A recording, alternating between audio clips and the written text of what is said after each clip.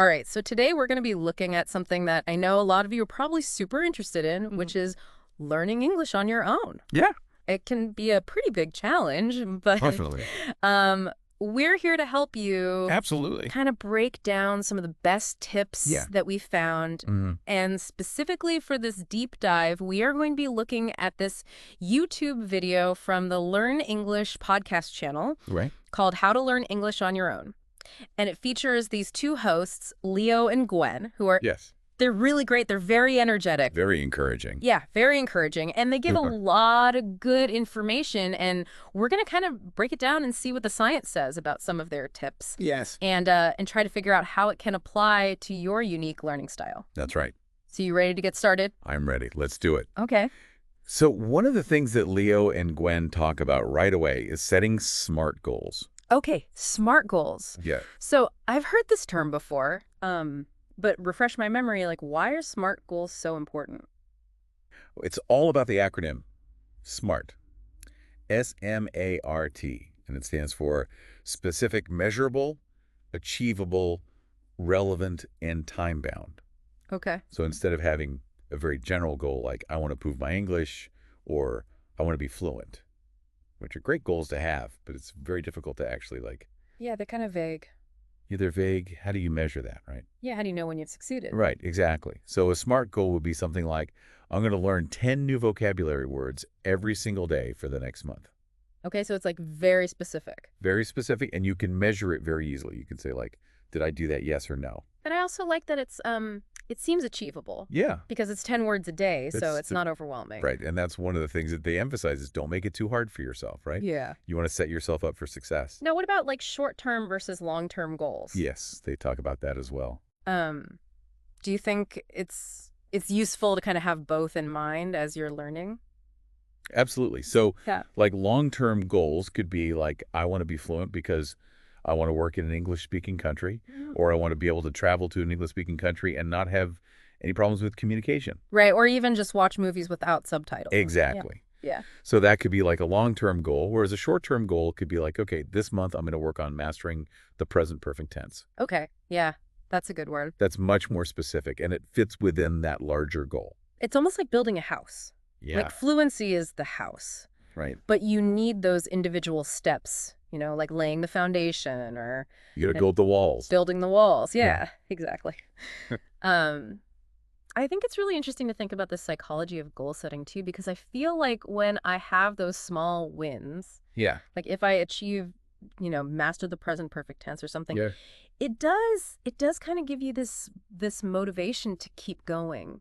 Absolutely. Those little wins are so important for keeping our motivation high, right? Because if you feel like you're never going to reach your goal, you're just going to give up. Absolutely. Yeah. It's like it can feel really overwhelming if it's just this big, massive thing Right. and you're not really seeing the progress. So, And I think it's also important to be able to trust your goals as you Yeah. go along. Yeah. You may start with a goal and then realize, okay, this is too ambitious, or yeah, or this isn't really relevant. this isn't really relevant to what I want to do. Yeah.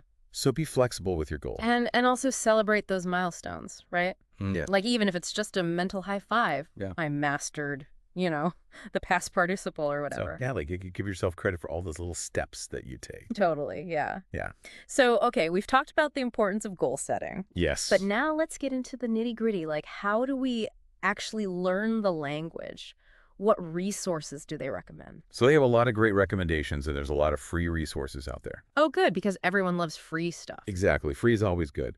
So one of the things that they recommend is Duolingo, Okay. which is an app. And a lot of people are familiar with Duolingo. I've heard good things about it, yeah. Yeah, it's very popular, and it's good for, learning some basic vocabulary and grammar. It's kind of gamified, right? It's very gamified, so it's fun and it's engaging, and it keeps you coming back for more. Okay. So that's a great one to start with. So Duolingo, check. Okay. Another great resource is BBC Learning English. Okay. And this is a website that's run by the BBC. Wow. So like real deal, authentic English. Yes, authentic British English. Awesome. And they have tons of resources on there. Yeah. Lessons, videos, all sorts of things covering grammar, pronunciation, vocabulary, British culture, current events. Okay, so it's like a really well-rounded resource. Exactly. Cool. And it's all free. Fantastic. So BBC Learning English is definitely one to check out. Okay, check that one off the list. Yes. So what about vocabulary building? Is there a specific resource they recommend for that? Yes. They recommend an app called Memrise. Okay. And Memrise is known for its spaced repetition system, which is a really effective way to learn vocabulary. Okay, spaced repetition. Yes. I've heard this term before, It's a very popular technique. but I don't fully understand it. So can you kind of break that down for me? Yeah, so basically the idea behind spaced repetition is that you learn something new, and then you review it again after a certain interval. Okay. And then you review it again after a longer interval, and each time you review it, the memory becomes stronger and stronger. So it's like you're kind of reminding your brain Exactly. to not forget this information. Right. You're basically telling your brain, this is important, don't forget it. And there's actual science behind this, right? Yes, there is. It's not just some kind of, random trick. Right. It's not just a gimmick. Yeah. There's actually research that shows that spaced repetition is very effective for long-term learning. Okay, so it's not just about cramming as much information as you can. Right. It's about reviewing it strategically. Exactly. It's about working with how your brain naturally learns. Okay, so we got Duolingo, BBC Learning English Memrise. Yep. Those are 3 great resources. What about anything beyond apps? Like what other types of resources do they recommend? Yeah, they're big fans of YouTube channels. Okay. There are so many great YouTube channels out there that teach English. It's kind of overwhelming, actually. It can be. Yeah. But some of the ones that they specifically mention are English Attic, Okay. English Speaking Course, and Learn English with Jessica. Oh, those are good ones. Yeah, so those are just a few examples, but there are tons more out there. And it's great because they're free. Yes. And you can kind of find a channel that matches your learning style, your interests. Yeah. Find someone who, like their teaching style, their personality, and just go for it. Awesome. And let's not forget podcasts. Oh, yeah. Podcasts. Which, of course, we are a podcast. We are a podcast. So podcasts are great for listening practice. Mm-hmm. And they can also be very entertaining and informative. Definitely. And the Learn English podcast channel that we're talking about. Yes. Their podcast is really good, too. It's very good. Highly recommend it. So, okay, so we've got all these resources, but the challenge is actually using them consistently, right? Yes. Like, how do Leo and Gwen recommend we stay consistent with our English learning? Well, they talk about the importance of having a study schedule. Okay. And I think a lot of people kind of roll their eyes when they hear study schedule because it sounds very Yeah, it sounds like school. schoolish and boring, but Yeah. it doesn't have to be like that. Right. It can be something as simple as, okay, I'm going to study English for 15 minutes every day after I brush my teeth, or I'm going to listen to a podcast on my way to work. Okay, so find little pockets of time. Exactly. Find those little pockets of time Yeah. and make it a habit. Now, what if you miss a day? It's okay to miss a day. Okay. Life happens. Don't beat yourself up about it. Just get back on track as soon as possible. So it's more about that long-term consistency. Exactly. Not about, being perfect every single day. And it's about being realistic with your goals. Yeah. Don't try to do too much at once. Right. Start small and gradually increase the amount of time that you're spending studying. So how do we make English practice a habit? Yeah. Because that's the thing, right? Like, brushing your teeth, we do it every day automatically. Right. But English practice can be so easy to let slide. Absolutely. What are their thoughts on that? So they talk about finding ways to make it enjoyable Okay. and rewarding. It's not a chore, it's something you look forward to. Exactly. You don't want it to feel like a chore. Okay. You want it to feel like something that you actually want to do. So, like, how do we find that joy in English practice?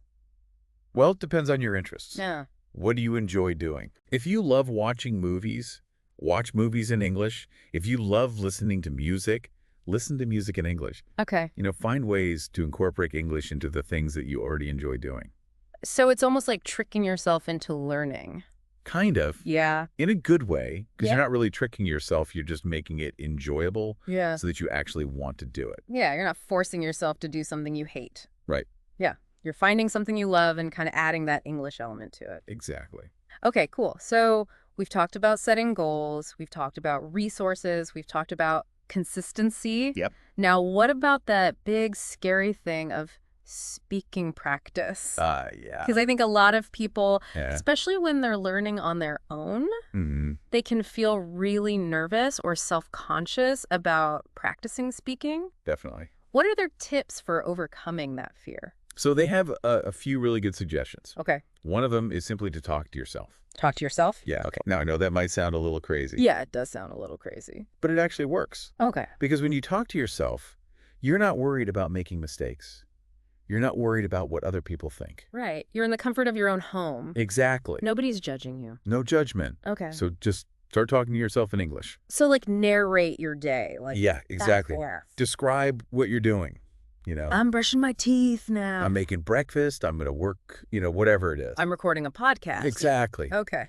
So just get comfortable with the sounds of the language. Cool. And then another tip is to record yourself speaking Okay. and then listen back to it. This is scary. I know it can be scary, Yeah. but it's really helpful because you can hear your own mistakes. Right. You can see where you need to improve. Exactly. Mm-hmm. And you can also track your progress over time. So, if you listen back to a recording that you made 6 months ago, and then you listen to a recording that you make today, you'll be able to see how much you've improved. And hopefully it'll motivate you to keep going. Exactly. Okay, so talk to yourself, record yourself. Yes. Any other tips for speaking practice? Well, those are some good ones to start with. Yeah. We'll talk about some more in part 2 of our deep dive. Okay, so we've got a cliffhanger. A little cliffhanger. Keep you coming back for more. Exactly. All right, so we'll see you in part 2. See you then. All right, so welcome back to part 2 of our deep dive on how to learn English on your own. Yes, we're excited to be back. Yeah, we are. And in part 1, we talked about the importance of setting goals. Yes, those SMART goals. Those SMART goals, exactly. And we talked about some great resources like Duolingo, BBC Learning English Memrise, YouTube channels, podcasts, all sorts of good stuff. Lots of good stuff. And then we left off on kind of a cliffhanger. We did. We were talking about speaking practice. Yeah. You know how to overcome that fear of actually speaking the language. Yeah, because that can be a really big hurdle for people. Yeah, it can be, especially when you're learning on your own. Right. So let's dive back into that. So what are Leo and Gwen's tips for getting that speaking practice? Well, one of the things that they recommend are language exchange apps. Okay, language exchange apps. Yeah. So tell me more about these. So there are all sorts of apps out there. Okay. Like Hello Talk is one, Tandem is another one. Okay. And basically what these apps do is they connect you with native English speakers from all over the world. Okay. And you can chat with them, you can have voice calls, you can have video calls. Oh, wow. And it's a great way to practice your speaking skills in a real life setting. Yeah, because I think one of the things that people struggle with when they're learning on their own is finding someone to actually talk to. Exactly. Like, you can learn all the grammar rules and vocabulary in the world, Right. but if you don't have anyone to practice with, it's kind of pointless. Right. Right. You need to actually use the language in order to learn it. So these language exchange apps kind of provide that opportunity. They do. That's awesome. Yeah, and it's a great way to meet people from different cultures, too. Oh, that's a bonus. Yeah. So, okay, I'm sold on language exchange apps, but is there any, advice you would give for using them effectively? Yeah, I think it's important to be clear about your goals. Okay. What are you hoping to get out of this language exchange? Yeah. Are you just looking for someone to chat with casually? Yeah. Or are you looking for someone to help you prepare for a specific exam or job interview? Okay. So be upfront about your goals and also be patient. Yeah. It takes time to find a good language partner. Okay. Someone who you connect with someone who has similar goals to you. And don't be afraid to try out different apps. Exactly. Yeah. Because there's so many out there. Each app has kind of its own little quirks and its own community. Yeah. So, okay, cool, language exchange apps. What about if you're not quite ready for a live conversation? Yeah. Are there any other ways to kind of ease into speaking practice? Yes, absolutely. Okay. So one technique that they recommend is called shadowing. Shadowing. Have you ever heard of this? I've heard of it, but I'm not sure what it is. Okay, so basically what you do is you find a video or an audio clip in English. Okay. And you listen to it and you try to repeat what the speaker is saying. Oh, so you're kind of mimicking them. Exactly. You're mimicking their pronunciation, their intonation, their rhythm. So it's almost like karaoke for pronunciation. Kind of. Yeah. But it's really helpful because it helps you to get a feel for the natural flow of English. Okay.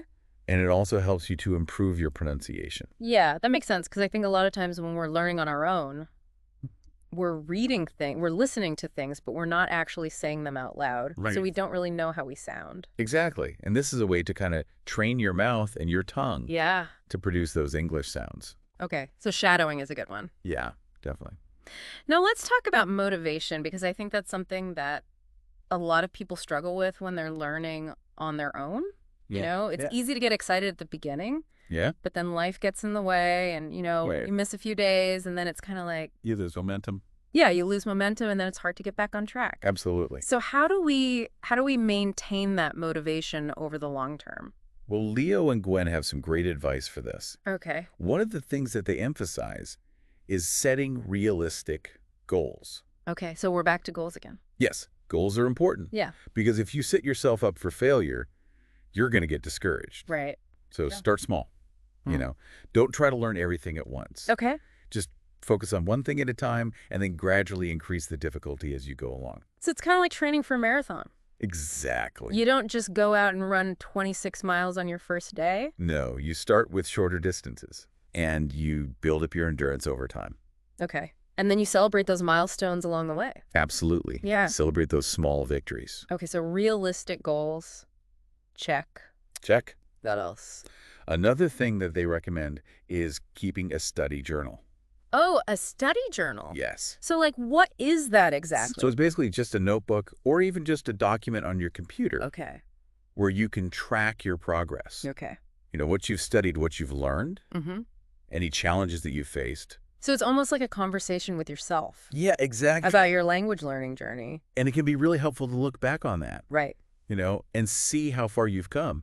So it's a way to kind of stay motivated and also to kind of identify patterns in your learning. Exactly. Yeah. What are the things that you're struggling with? What are the things that you're good at? Cool. I like that study journal. Yeah. Any other tips for staying motivated? Yes. They also recommend finding a language partner or joining a community of language learners. So not just a language exchange partner, but like a study buddy. Yeah, like a study buddy. Or a group of people who are also learning English. Exactly. Okay. Because it can be really helpful to have that support system. Yeah, because when you're learning on your own, it can feel very isolating. Yes, definitely. So having that community can make a big difference. Yeah, and it can also be a lot of fun. Yeah. You can learn from each other. You can motivate each other. You can celebrate your successes together. Yeah, it's like having a workout buddy. Kind of. Yeah. But for your brain. Okay. Yeah, cool. So study, journal, language partner, community. Yep.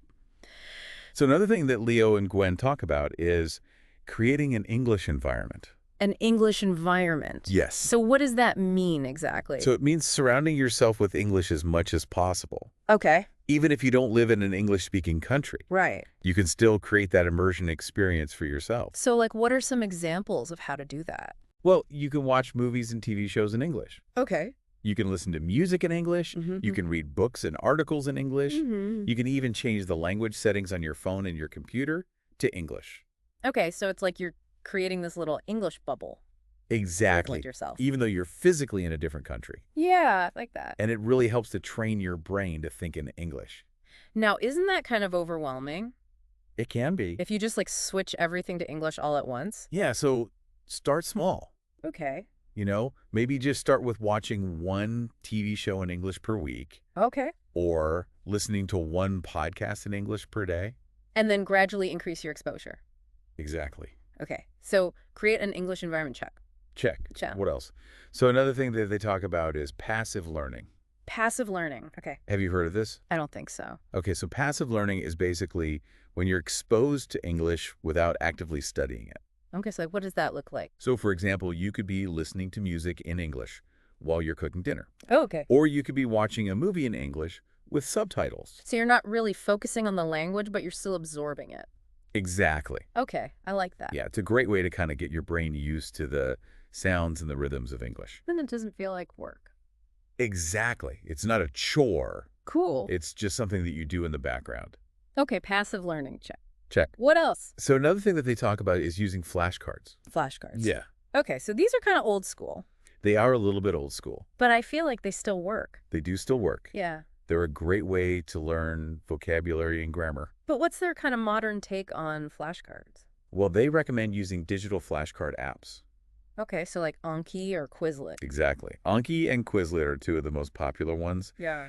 And these apps basically take the traditional flashcard method and they make it digital. So you don't have to carry around a stack of cards. Right. Okay. And they also use spaced repetition, Oh, that's right. which we talked about earlier. So they're kind of reminding you when to review the cards. Exactly. They're tracking your progress. Okay. And they're making sure that you're reviewing the cards at the optimal time for maximum retention. So it's like having a little flashcard coach in your pocket. Kind of. Yeah, A little yeah. digital flashcard coach. Okay. Okay, so we've talked about setting goals, resources speaking, practice motivation using flashcards. Yep. What about when we hit a wall? Yeah. Like when we're feeling discouraged or we feel like we're not making progress? Absolutely. That happens to everyone. How do we deal with that? Well, Leo and Gwen have some good advice for that, too. Okay. One of the things that they emphasize is celebrating your successes. Oh, celebrating your successes. Yes. Okay. No matter how small they are. So even if you just like learn one new word, Yeah, exactly. you should celebrate that Celebrate it. because it's important to acknowledge your progress Oh, okay. and to give yourself credit for the hard work that you're doing. And I think that's really important when you're learning on your own Yes, definitely. because you don't have a teacher Right. to kind of give you that positive reinforcement. You have to be your own cheerleader Yeah. and your own coach. Okay. So celebrate those small wins. Yes. Any other tips for dealing with discouragement? Well, we're actually going to talk about that in part 3 of our deep dive. Okay, so we got another cliffhanger. And another cliffhanger. Keep those viewers coming back for more. Exactly. All right, so we'll see you in part 3. See you then. Welcome back to our deep dive. It's the final part The final part. of learning English on your own. We've covered a lot. We have, and we're ending on kind of a, A tricky topic, a tricky topic, but an important one. a little bit scary. Yeah. Mistakes. Mistakes. Everybody makes them. But, especially when you're learning a new language, it can be really intimidating, Absolutely. It can feel like the end of the world sometimes. especially if you're a perfectionist. Oh, yeah. If you're like me, Like me. you want to get everything right. Yeah, and it's easy to kind of get stuck in that fear of making mistakes. Right. And then it prevents you from actually speaking. Yeah, you're so worried about saying the wrong thing that you just don't say anything at all. Exactly. And that's not helpful. No, it's not helpful at all. So we need to reframe our thinking about mistakes. Okay, so how do we do that? Well, Leo and Gwen have some great advice for this. Okay. They say that we need to see mistakes not as failures, but as opportunities. Opportunities. Okay. I like that. Yeah. So it's not the end of the world if you make a mistake. Not at all. It's actually a good thing. It's a good thing Okay. because it means that you're learning Yeah, it means that you're pushing yourself. and trying. You're trying new things. Exactly. You're experimenting. And that's how we learn. Okay, so mistakes are good. Mistakes are good. Got it. But what do we do with those mistakes? Yeah, like how do we actually learn from them? Well, Leo and Gwen suggest a few strategies. Okay. One of them is simply to acknowledge the mistake and move on. Okay, so don't dwell on it. Don't dwell on it. Yeah. Just notice it. Okay. Make a mental note of it Mm-hmm. and then keep going. Don't let it stop you. Exactly. Another strategy they suggest is to try to identify the reason for the mistake. Okay, yes. So, was it a vocabulary issue? Right. Was it a grammar mistake? A pronunciation error. A pronunciation error. Okay. So once you know the reason for the mistake, then you can target your practice accordingly. Okay. So you're kind of like Yeah. turning those mistakes into little personalized lessons. for them. Exactly. Yeah. You're using those mistakes to improve your understanding of the language. Cool. Now, what if you've identified the reason for the mistake, but you're still not sure how to correct it? Yeah. What do you do then? Well, in those cases, don't be afraid to ask for help. Okay, so ask a teacher, A teacher, a tutor, a language partner, a friend. a friend, anyone who you think might be able to help you. And there's no shame in that. No shame at all. Everyone needs help sometimes. Absolutely. So, okay, as we're kind of wrapping up this deep dive, Yep. I want to kind of come back to this idea that learning a language is not just about Yeah. memorizing grammar rules Right. and vocabulary. It's so much more than that. It's so much more than that. It's about connecting with people, Absolutely. experiencing new cultures, Expanding your horizons. expanding your horizons. Yeah, I like that. Yeah. And it's about having fun. Yes, definitely. Like if you're not enjoying the process, Mhm. you're not going to stick with It's it. going to feel like a chore Exactly. when you're doing up. So find those things that you enjoy. Yeah. Whether it's watching movies or listening to music or reading books, Talking to people. talking to people. Whatever it is. Yeah. Find something that you enjoy Yeah. and make it a part of your language learning journey. So to all of you out there who are learning English, Yeah. we applaud you. We're cheering you on. We're here to support you. And we hope that this deep dive has given you some Yeah. helpful tips and inspiration. Some new ideas to try. Some new ideas. Yeah. And just remember to keep going. You got this. You got this. Happy learning. Happy learning.